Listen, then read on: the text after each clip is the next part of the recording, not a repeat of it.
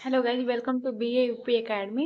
हम बीए के first semester हैं, तो फिजिकल ज्योग्राफी टाइटल है, उसको कवर कर रहे हैं। तो यूनिट सेकंड है या आपके यूनिवर्सिटी के थर्ड हो सकता है। तो हमने इससे पहले चट्टान, भ्रंश, वलन ये सब कर चुके हैं। आज का है टॉपिक अपक्षय एवं अपर्दन है।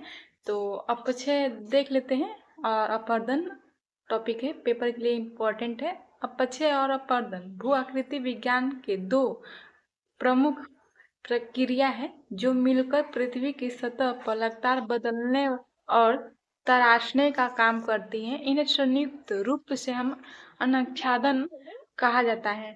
हमें अनाच्छादन पढ़ना नहीं है, आपके सिलेबस में दिया भी नहीं है अनाच्छादन। तो जैसे कि हमें अपक्षय पढ़ना है जो पेपर के लिए इम्पोर्टेंट है। तो अपक्षय क्या है? अपक्षय एक अस्थानीय प्रक्रिया है। इसका अर्थ है कि चट्टान अपने स्थान पर ही भौतिक, रासायनिक या जैविक कारकों से टूट फूटती है, और लेकिन उनका परिवहन बहकर या उड़कर नहीं होता है। यानी इसके कहने का अर्थ है कि अपक्षय जो है ना, इसका भौतिक, रासायनिक या जैविक कारणों से ही टूटकर फूटकर, लेकिन इसका परिवहन न बहकर होता है न उड़कर होता है।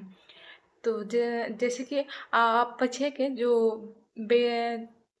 प्रमुख विद्वानों द्वारा दिए गए परिभाषा है, तो उनको भी देख लेते हैं। यहाँ पर छूट गया है मैंने लिखने, तो दूसरा पेज पर लिखा है मैंने, तो उसको देख लेते हैं। जैसे कि आर्थो होम्स के अनुसार अपक्षय उन विभिन्न भूपृष्ठीय प्रक्रिया का प्रभाव है जो चट्टानों के विनाश एवं विघटन में सहायता होते हैं। तो पेपर में जैसे अपक्षय का परिभाषा लिख दिया है और फिर विद्वानों द्वारा दिया गया है परिभाषा, उसको लिखते हैं तो अच्छा मार्क्स मिल जाता है आपको। तो आर्थो होम्स के द्वारा यही परिभाषा दिया गया है, तो पेपर में आप जरूर लिखिए, अच्छा मार्क्स मिलता है। तो जैसे कि अब उसके प्रकार को भी देख लेते हैं अपक्षय के। जैसे कि अपक्षय के 3 प्रकार होते हैं, भौतिक, रासायनिक और जैविक हैं।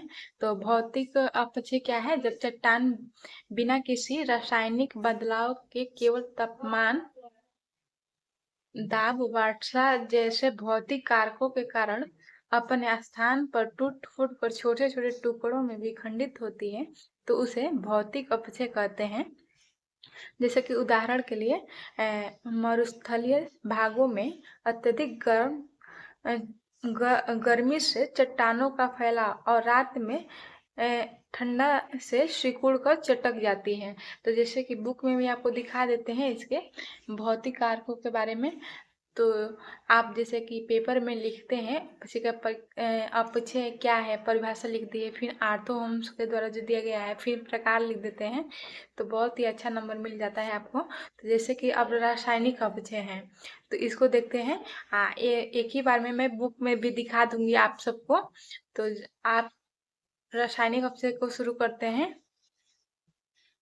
जैसे कि रासायनिक अपक्षय जब वायुमंडल में उपस्थित ऑक्सीजन, कार्बन डाइऑक्साइड, जल वाष्प तथा अन्य गैसों से चट्टानों में मौजूद खनिज के साथ रासायनिक अभिक्रिया करते हैं, तो उन्हें घोल कर कमजोर बना देते हैं, तो उसे रासायनिक अपक्षय कहते हैं। जैसे उदाहरण के लिए चूना पत्थर वाले क्षेत्रों में कार्बन एसिड युक्त जल के प्रभाव से चट्टान आसानी से घुल जाते हैं।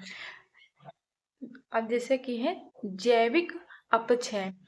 जब जैविक अपक्षय क्या है? तो जब वनस्पति यानी पौधे, जीव जंतु तथा मनुष्यों की जैविक गतिविधियों के कारण चट्टानों का विखंडन या अपघटन होता है, तो उसे जैविक अपक्षय कहते हैं। यानी मनुष्य के द्वारा किए गए कुछ कारकों, जैसे उदाहरण के लिए जब बड़े बड़े वृक्षों के जड़ चट्टानों के दरारों में गहराई तक घुस जाते हैं, तो दाब बनाकर चट्टान मोड़ देती है।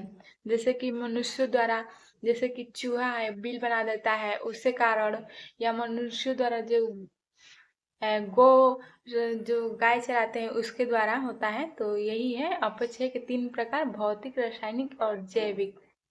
तो इनको बुक में मैं दिखा देती हूँ आपको।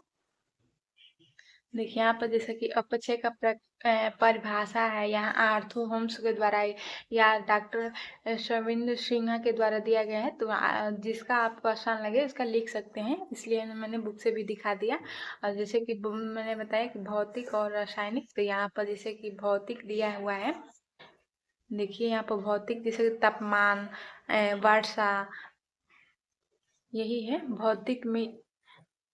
और जैसे कि रासायनिक में कार्बन ऑक्सीजन के कारणों के द्वारा, तो यही होता है भौतिक और रासायनिक।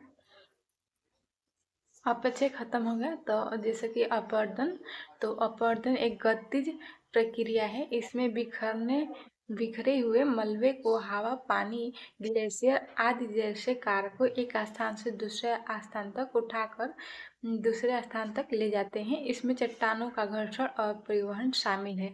तो अपवर्तन के प्रमुख कारक है जैसे प्रवाहित जल, नदी, घाटी, गर्त जल प्रपात बनाती हैं, और जैसे हिमनद है, जल दाब है, तो ये सब इसके कारक हैं। तो अपवर्तन बस ये शॉर्ट क्वेश्चन में बनता है, तो इसीलिए मैंने यही बताया है। ये शॉर्ट लॉन्ग जैसे कि शॉर्ट बनता है और उसके बाद वेरी शॉर्ट बनता है, तो यही है अपवर्तन। तो thank you for watching, please like and subscribe कीजिए। और इससे पहले हमने चट्टान को कवर कर लिया है, वलन को और भ्रंश को कवर कर लिया है, तो उसे आप जाकर देख लीजिए। तो thank you for watching, please like and subscribe कीजिए।